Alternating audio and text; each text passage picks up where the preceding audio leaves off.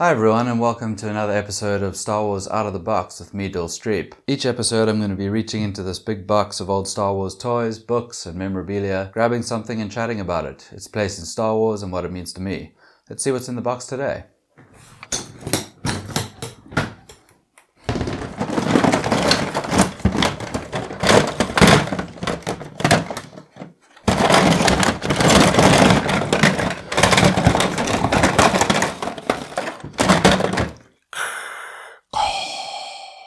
It's a bumper crop Darth Vader episode. So, these are most, if not all, of my Darth Vader memorabilia. He's frequently described as the greatest villain in movie history, and for good reason.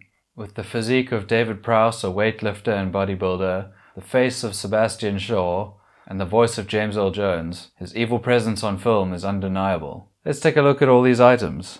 Get this one out the way. It's Vader's mask.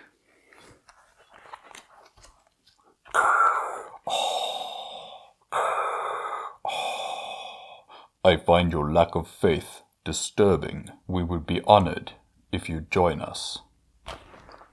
Then we have some Vaders of various sizes. Here's a regular figure with all kinds of opposable joints. He's got a cloth cape and what looks to me like a skirt, but it must have another name. If you know what that is, tell me down below. This opens up and then there would have been a sucker inside or a lollipop. Here's some Darth Vader shampoo. A Darth Vader squishy toy, also with cloth cape and skirt thing. In fact, this was just a regular old plush, but we kind of gave it to our cat, Anakin, for obvious reasons. You can feel that there's a button inside that would have triggered voice commands. On this side, we've got a Lego Darth Vader with lightsaber, particularly cool. One of a few Micro Machine Darth Vaders that I own. Another helmet something. Huh. Definitely sweets related. Darth Vader posing. Just looking good, looking strong. And we've got the Darth Vader Micro Machines transforming playset over there that we discussed in episode 5. This is much like the Darth Maul titanium diecast series model. Let me just open this one up.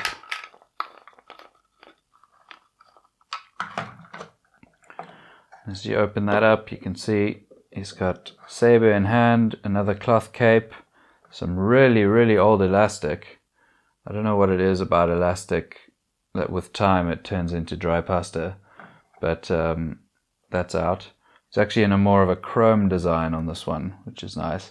And then you can take half the helmet off to reveal his face and breathing apparatus, as in the climax of Return of the Jedi. Go, my son. I've got to save you. You already have. Obviously also have a Darth Vader t-shirt. That's one of a few that I have, and you'll probably see it in a future episode coming up. Also have this Darth Vader cheeseboard. I feel like this is the kind of thing that might have been on the table in that scene on Cloud City when he asked them to join them. Whatever happened when those doors closed, who knows. But there could have been some nice cheese. Also have this wonderful Darth Vader apron. It's a nice easy dress-up option for when you don't have the full suit. Also have a number of badges one could put onto a denim jacket, onto their school bag, or onto their suspenders, depending on how many pieces of flair they want to display. But let's talk about the coolest item in the room, this painting. Done for me as a 21st present by a close family friend. It's a Star Wars reimagining of the creation of Adam.